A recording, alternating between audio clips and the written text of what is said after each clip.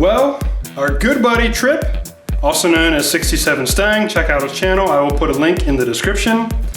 He prophesized my very current dilemma several months ago, which was removing these leaf spring bolts would be a P-type. However, I am 100% positive that there is a slight possibility we can overcome it by crafting our own little extraction tool with these bolts. So let's jump into it. Hey guys, welcome to the Grease Rookie channel. Buckle up, I'm hoping this is a fantastic episode. So several months ago, Trip sent me an email saying, hey, I'm currently replacing my leaf springs, and when it comes time for you to do it, you might run into the same issue that I have, and he sent me a very long, detailed email on how he overcame it. Unfortunately, he did it by chopping up his old leaf springs. I would like to reuse these leaf springs for the time being because I'm on a budget and I'm trying to reuse stuff. The silver lining to this dilemma is that I only need to remove one bolt, because when I bought the car, the other side was actually held in by a punch, a metal punch. Here's what I found in replace of the front leaf spring tie. A lot of questions I have, and not the bolt. Now, to catch you up to where I'm at, the first thing I did was remove the gas tank. So, here's that.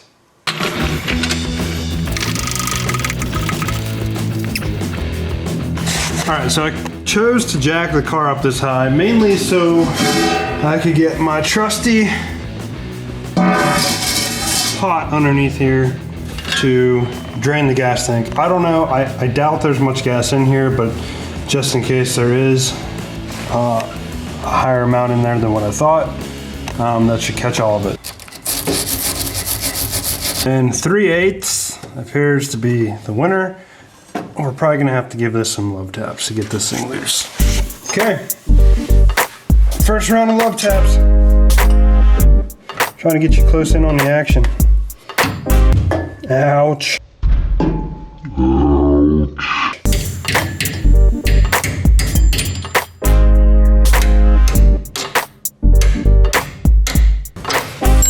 All right, plan B. So we want to disconnect the fuel line here off of the sending unit and this wire plug that comes down to the sending unit. Yeah. Okay, so that's off.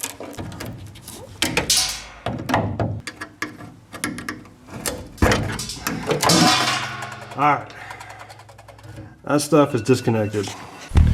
And in case anybody's wondering, these are 5/16ths right here. So that bolt on the inside is, in fact, what did I grab? 7/16ths. So it is different than the outside ones. Alright, with that nut loosened in there, we should be able to just pull and twist and finish threading it off.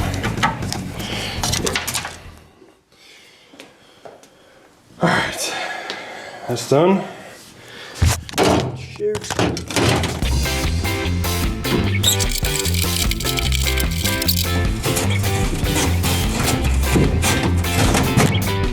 There we go.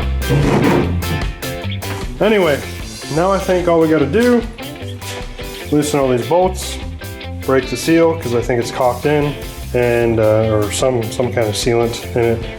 Pry it loose, and then we should be able to lift this out. All right, we got all our bolts out. They are all 3/16ths except for one down in this corner, which they make a 1/2 inch, just to keep you on your toes. Make things a little harder, but we got it out. So, I mean, it's fairly loose as is. I think I can get this out. All right, here we go. Oh yeah, this thing's light. That ain't bad at all. It sounds like we got a little gas in there, but not much. Man, I love working on this thing. There's just so much going on right now outside. It's unfortunate, it's a mess, but you can get away from it all by having a project car, and that is awesome. See if I can get you guys a view. Yeah. I don't know. I have no clue what it's supposed to look like in there. You guys can kind of get an idea. I'll probably just buy a new gas tank to be safe. Unless someone can recommend a washing kit or something that actually works and is worth it. But not too concerned about it. New gas tank probably wouldn't be a bad idea. So on to the rear end. Last night I spent most of my evening trying to get this bolt off. This nut does not want to come off. It is on there really good. And what's actually going on is there is a metal sleeve that runs through the bushings that the bolt slides through, and they tend to rust and become one, which makes all of this very difficult to get off. This nut here doesn't want to break free. I have soaked it in PB Blaster. I'm gonna try it again tonight. But if that doesn't work, we might take more drastic measures. So I got my breaker bar on the head of the bolt on the inside of the frame, and we're gonna put this here. I mean, theoretically, if that bolt is as stuck as what I think it is, I won't even have to hold it with this, but you know, should try to do it right.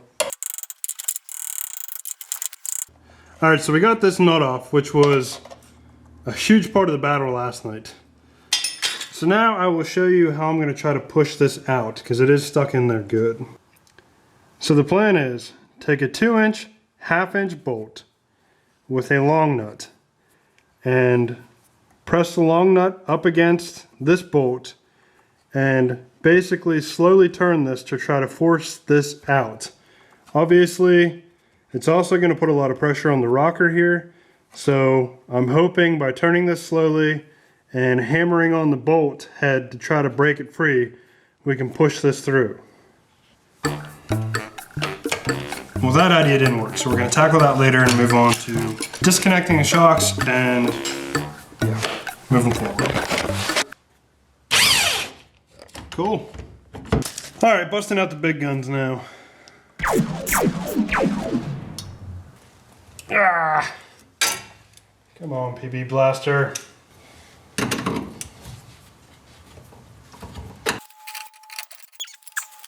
All right, so the shock is disconnected. I want to release any tension off of this leaf spring. So I put a jack underneath the plate here, the shock plate, I guess you would call it. I jacked the rear end up slightly. There's a jack stand underneath the axle, rear end, whatever you want to call it.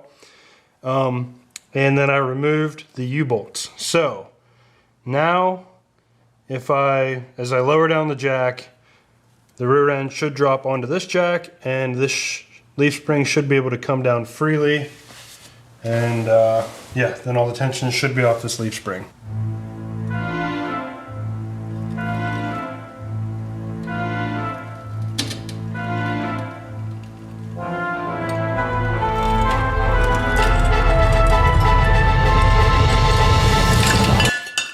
That'll work. All right, new night. We're gonna beat on this with a mallet. Now that the tension is loosened off of this, if we can't get it to move, I'm switching to trying to cut these things out. That thing isn't budging at all.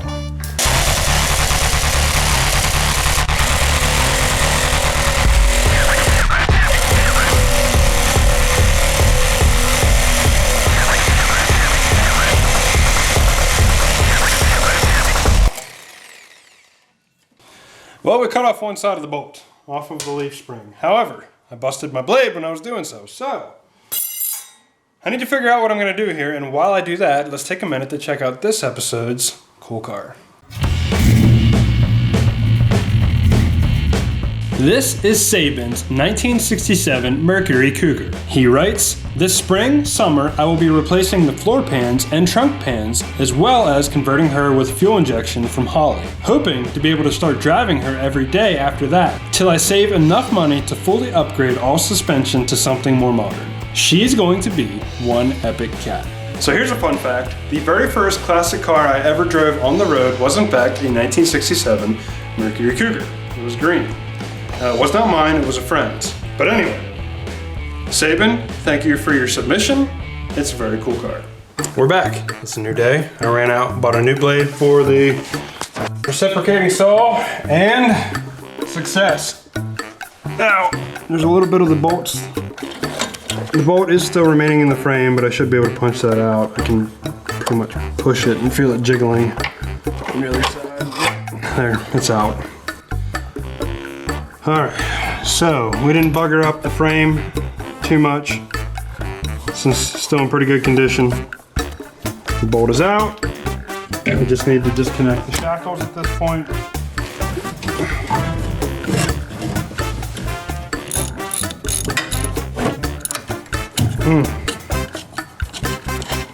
Last shackle bolt.